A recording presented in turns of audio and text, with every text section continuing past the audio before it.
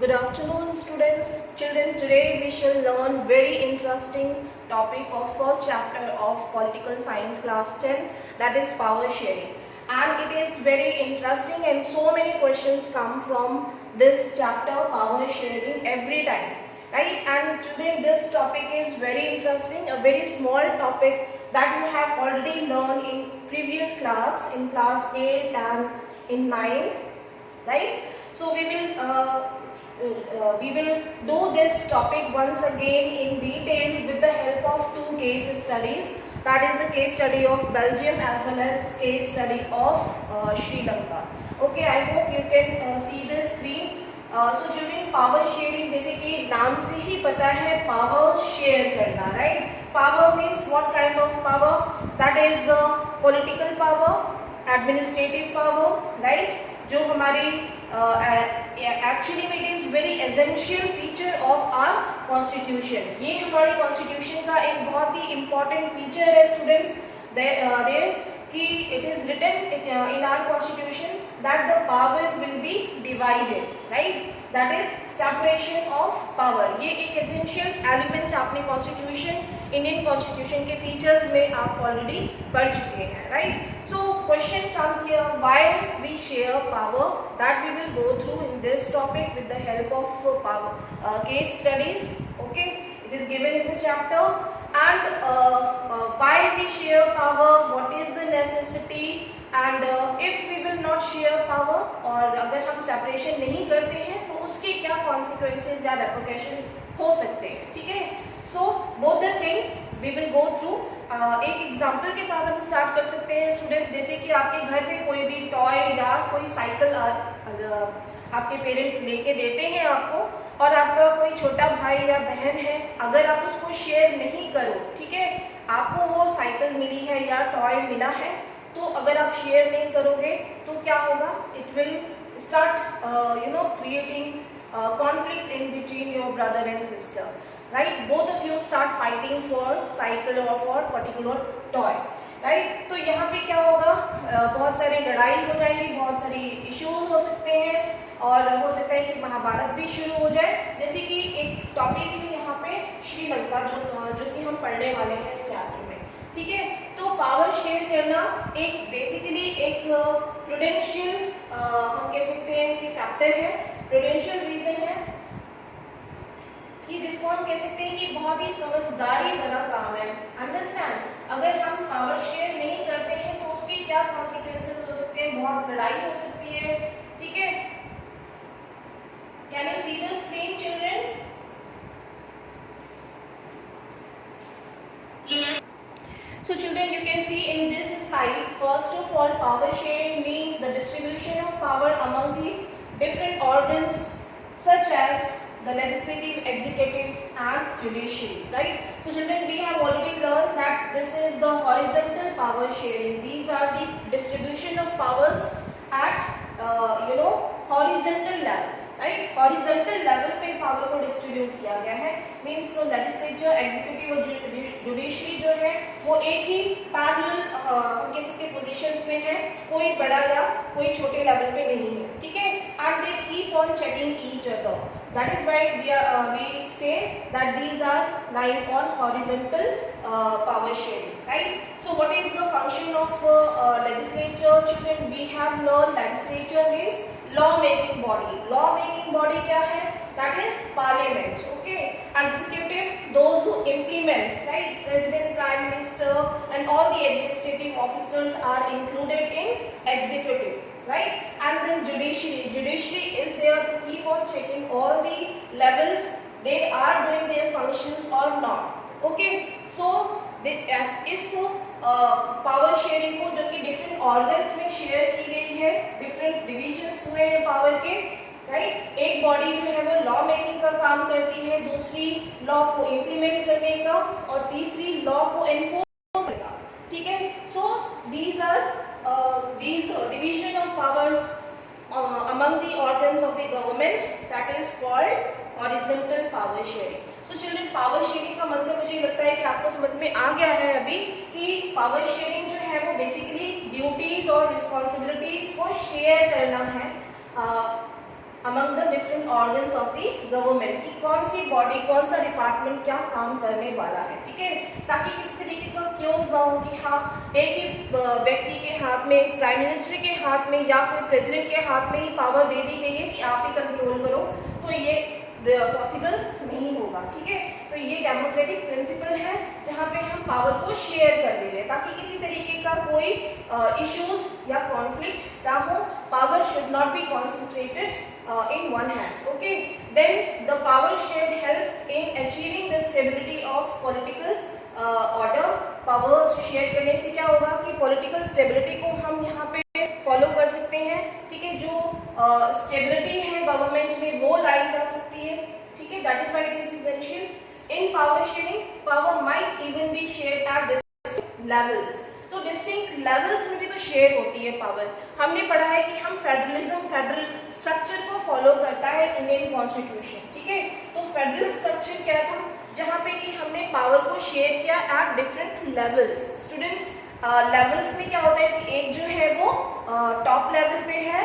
Level का मतलब यहाँ पे ये हो रहा है कि वन, जैसे कि हम हायरार्किकल सिस्टम होता है, बॉटम लेवल पे जो है वो लोकल गवर्नमेंट है, लोकल गवर्नमेंट से भी जो हम कह सकते हैं बिलो गवर्नमेंट होगी, वो वहाँ ग्राम पंचायत, ग्राम समिति, ठीक है, ये डिफरेंट फंक्शंस होंगे डिफरेंट लेवल्स पे, ठीक है। और टॉप लेवल पे कौन सा होगा, यूनियन गवर्नमेंट, ठीक है। सेकेंड लेवल पे state government and third level पे local government. So in this way the power is shared at distinct levels such as union, state and local government. Local government में भी two bodies included, that is Panchayati Raj and second is municipal corporation, ठीक है।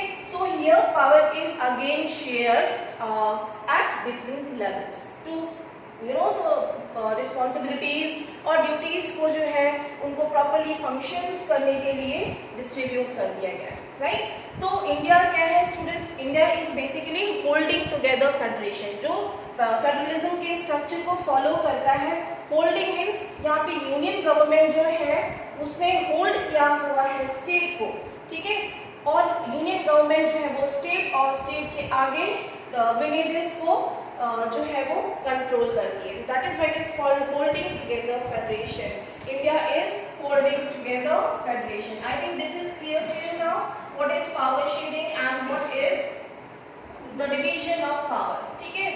And the next case study is given. So we have learned student here one important thing, the meaning of the power sharing, then second what is horizontal and vertical power sharing. There are two more power sharing forms that we will go through after the case study. I think you are clear now. If you have your NCERT book, you can just take out your book and then we will discuss this case study of Belgium. Okay, you can see children, Belgium कहाँ पे है, ये किसी को पता है? आप लोगों में से कोई मुझे बता सकता है Belgium कहाँ पे है? So children, here you already know that Belgium is one small country of Europe, ठीक है, in the western और near about जो हमारा जर्मनी है, नीदरलैंड्स है, ठीक है, लग्जमबर्ग है, ये इनकी नेबरिंग कंट्रीज है, ठीक है। तो आप अपनी बुक में चिल्ड्रन जो है वो मार्क करते जाओगे। I will show you in book also, map दिया हुआ है यहाँ पे, उसके बेस पे हम एक बार उसको भी एक्सप्लेन करेंगे ताकि आपको बुक में पिक्चर बेस्ड जो है वो भी क्लैरिफिकेशन होती जाएगी, ठीक है। And what is the capital of Belgium? Yes, so students, Brussels, ठीक है, जो ब्रसेल्स जो है वो बेल्जियम की कैपिटल है, ठीक है। And the other third important feature of Belgium is it is smaller than state of Haryana, ठीक है। इंडिया में जो एक हरियाणा एक स्टेट है ये उससे भी छोटा है, बेल्जियम जो है वो हरियाणा से भी छोटा है और यहाँ की पॉपुलेशन जो है वो भी बहुत हरियाणा के कंपैरिजन में कम है, ठीक है। Which countries borders Belgium? We can see borders with France, Netherlands, Germany and Luxembourg. Okay, so in this way these are the neighboring countries of Belgium, right? So the next important feature, there is a ethnic composition जो है उसके base पे यहाँ पे Belgium में differences हैं, ठीक है।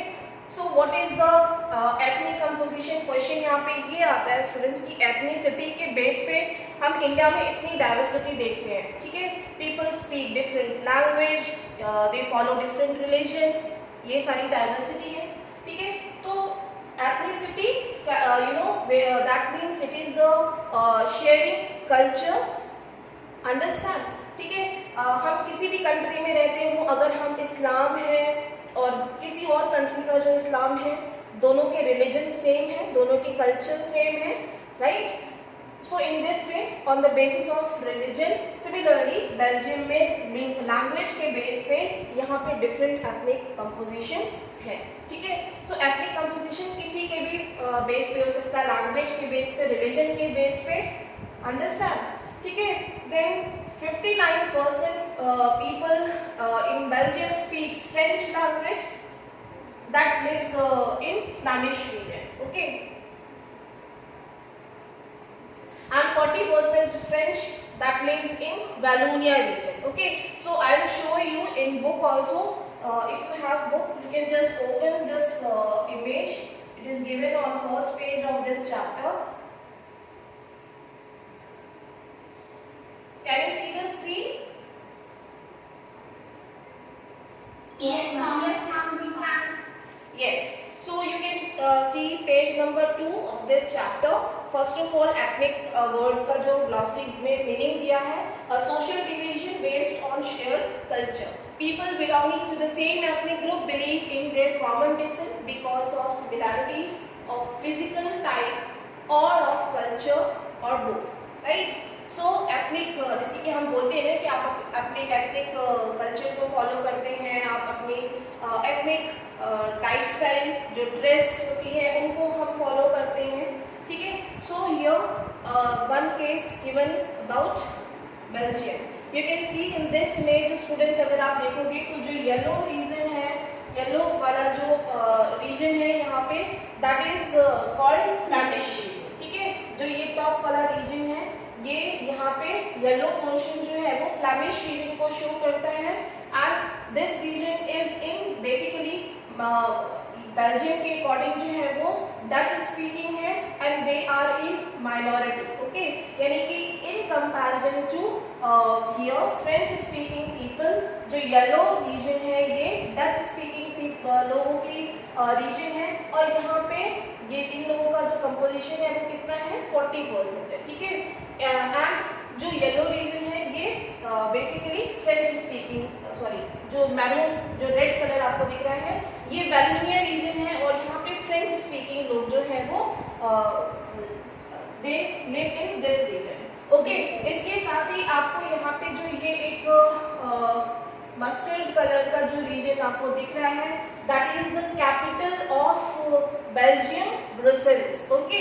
यहाँ पे जो डिवीजन हम यहाँ पे देख रहे हैं एथनिक कंपोजिशन का बेल्जियम में, वही ठीक इसमें, यानी कि जो ब्रुसेल्स रीजन है बिल्कुल अपोजिट एथनिक कंपोजिशन ब्रुसेल्स में, ठीक है, जस्ट उसके अपोजिट, यानी कि वहाँ पे जो है वो डच स्पीकिंग लोगों का कह सकते हैं ज़्यादा लोग वहाँ पे रहते हैं, और जो फ्रेंच स्पीकिंग लोग हैं वो माइनॉरिटी में है, ठीक है। अब इसके साथ आपको यहाँ पे जो इसका ईस्टर्न पार्ट है बेल्जियम का, आप यहाँ पे ब्लू शेड्स देखोगे चिल्ड्रन, जो ये वाला रीजन है ये जर्मनी के साथ थोड़ा सा बॉर्डर्ड है। सो इन दिस रीजन बेसिकली जो जर्मन स्पीकिंग लोग हैं वो लोग भी यहाँ पे हैं, उनका भी परसेंट है, ठीक है। 1% जो है वो जर्मन स्पीकिंग लोगों का भी है। Yes, is there any question? Yes, ma'am. हाँ, please go tell. Ma'am, here it is written that French speaking were in the minority. Yes. But ma'am, here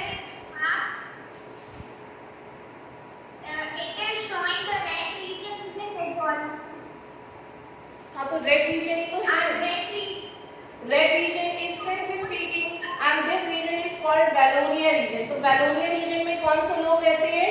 जो फ्रेंच स्पीकिंग लोग हैं। तो फ्रेंच स्पीकिंग जो लोग हैं उनका कितना परसेंट है? उनका कितना परसेंट शो कर रहा है? 40%, ठीक है। 40%. हाँ, और जो येलो रीजन है ये डच स्पीकिंग लोगों का है। तो डच स्पीकिंग लोगों के परसेंट कितना है? ये है 59%। ओके, मैंने उल्टा बोल दिया है क्या? अगर उल्टा बोला तो सॉरी, आप लोग इसको बुक के साथ मैच करते जाओगे, ठीक है। यहाँ पे ये वाला पर्सन जो है वो 59% होगा, ठीक है, जो कि फ्लैमिश रीजन है, डच स्पीकिंग का है, और जो रेड रीजन है वो है वैलोनिया रीजन, फ्रेंच स्पीकिंग का, जहाँ पे कि 40% है, ठीक है। एंड जो ब्लू रीजन, ब्लू लाइन्स आप देख रहे हैं, ये 1% जर्मन स्पीकिंग है। यस ना हाँ बोलिए मैम, मैप में तो red region what happened Pragati? Map में तो रेड रीजन है जो। Alright, so I think all of you understand now what was the ethnic composition of Belgium, and the condition in Brussels was just opposite, okay.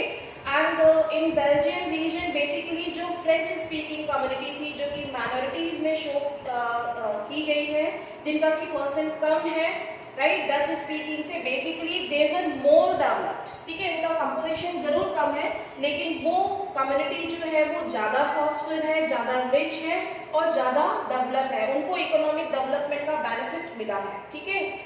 Understand? Yes, ma'am. Okay. And these people are more educated. What happened? क्यों नहीं show हो रहा है ये?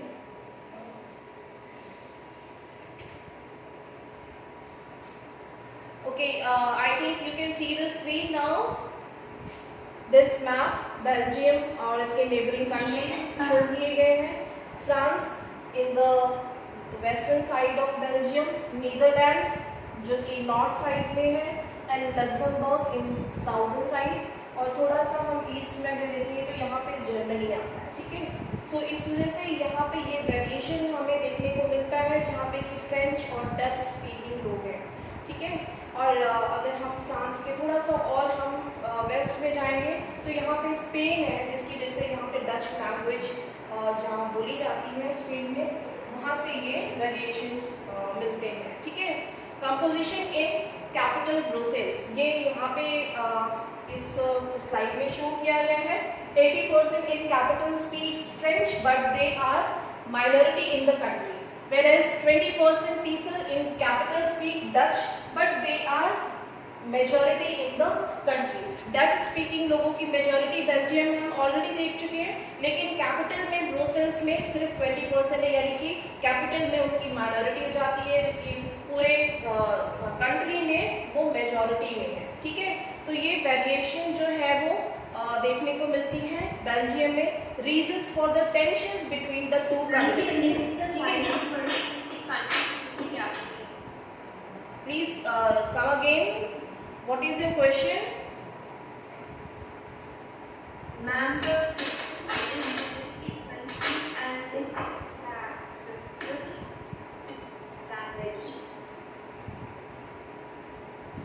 Yes. So basically ethnic composition in Belgium is very complex. Okay. Basically जो Belgium में ethnic composition है वो बहुत ही complex है, because various languages speaking people जो कि हमने यहाँ पर डिस्कस किया। 59% people live in the Flemish region and they speak Dutch language, whereas 40% lives in the Wallonia region and they speak French language, right? And remaining 1% people speaks German language. Besides that, in the capital city of Brussels, 80% people speak French, while 20% are Dutch speaking. So I think ये ethnic composition जो है वो आपको clear है. Please all of you mute yourself. A lot of noise is coming from the background. Okay.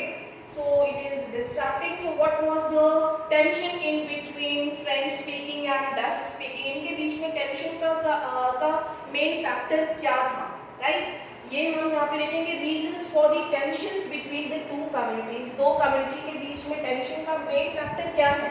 First, the minority French were rich and powerful. जो लोग French speaking हैं, जो कि माइनॉरिटी में हैं बेल्जियम में, वो लोग ज़्यादा प्रॉस्पर, ज़्यादा वेल्दी और पावरफुल है, ठीक है।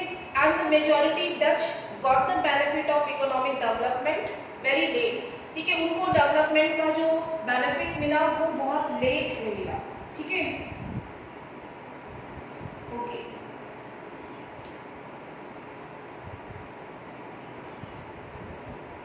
so the economic inequality between the Dutch speaking and French speaking was the main cause of the tensions between the French and Dutch people, ठीक है।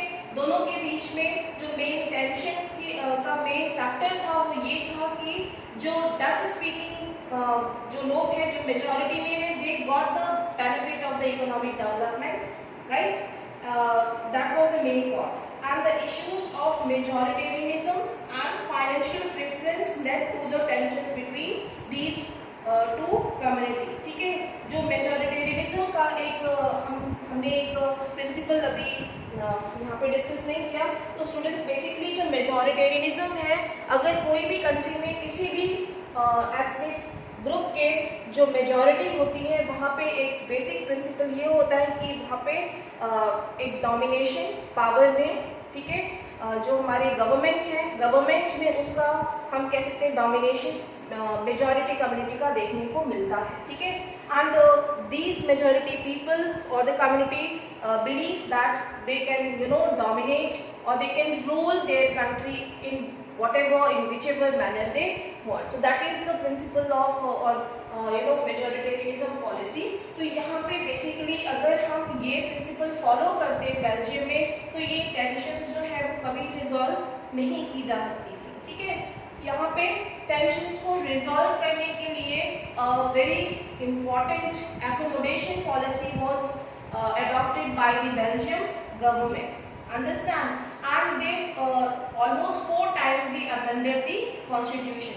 जो बेल्जियम का कॉन्स्टिट्यूशन था, यहाँ पे इन एथनिक ग्रुप्स को सेटल करने के लिए और उनकी डिमांड्स को फुलफिल करने के लिए, उनकी टेंशन्स को रिजॉल्व करने के लिए 1970 से लेके 1993 के in between the constitution was amended for 4 times, and the idea was to work out an arrangement that would make everyone to live together. Means किसी को भी जो है वो हम माइनॉरिटी ग्रुप मान के उनको इग्नोर नहीं कर सकते, उनकी डिमांड्स को इग्नोर नहीं कर सकते। अगर उनकी इकोनॉमिक डेवलपमेंट की डिमांड है, that should be look after और fulfil by the government, right. उनकी जो नेसेसिटीज़ हैं उनकी फुलफिल करना गवर्नमेंट की रिस्पॉन्सिबिलिटी है, उनको इक्वल रिप्रेजेंटेशन देना गवर्नमेंट में ये गवर्नमेंट की रिस्पॉन्सिबिलिटी है, ठीक है। And they should live in peace and harmony together, that should be arrange by the government. तो यहाँ पे ये एक कॉन्स्टिट्यूशन में अमेंडमेंट करके जो 2 कम्युनिटीज़ थे उनकी प्रॉब्लम को रिजॉल्व किया गया, और इस पॉलिसी को हम एकोमोडेशन पॉलिसी ऑफ बेल्जियम या बेल्जियन मॉडल के नाम से हम इसको जानते हैं, ठीक है। सो key elements of the Belgian model are, that is, the number of Dutch and French speaking ministers shall be equal in the central government. Central government में दोनों का, Dutch speaking और French speaking ministers का equal representation हो central government में, and certain powers of the central government were given to the state. कुछ power जो है वो central government की वो state को भी दी जाए, ठीक है, of the 2 regions of the country. And there was a separate government for Brussels in which both the communities had equal representation. एक separate government Brussels capital में भी बनाई गई, जहाँ पे कि दोनों कम्युनिटी के लोगों को equal representation का चांस दिया गया, okay? There was a provision of community government also. Community government हम कह सकते हैं एक सोसाइटी में जो भी कम्युनिटी है उनको रिप्रेजेंट करने के लिए एक कम्युनिटी गवर्नमेंट भी स्टैब्लिश की गई, that was elected by the people belonging to one language, so that जो उनकी सोसाइटी की, जो उनकी कम्युनिटी की प्रॉब्लम्स हैं उनको भी रिप्रेजेंट किया जा सके। तो ये 4 इंपॉर्टेंट जो फीचर्स थे ऑफ बेल्जियन मॉडल के, that actually resolve the tension between these 2 communities. Okay, so this was considered as Belgian model. I think this is clear to you now, all of you, how they accommodated these 2 ethnic groups, so that किसी की भी necessities को जो है वो ignore ना किया जाए, उनके वेलफेयर को और उनकी हम कह सकते हैं कि जो भी उनमें डिस्प्यूट है उसको रिजॉल्व किया जा सके। I think this is clear to you. So now I will show you in book what is written.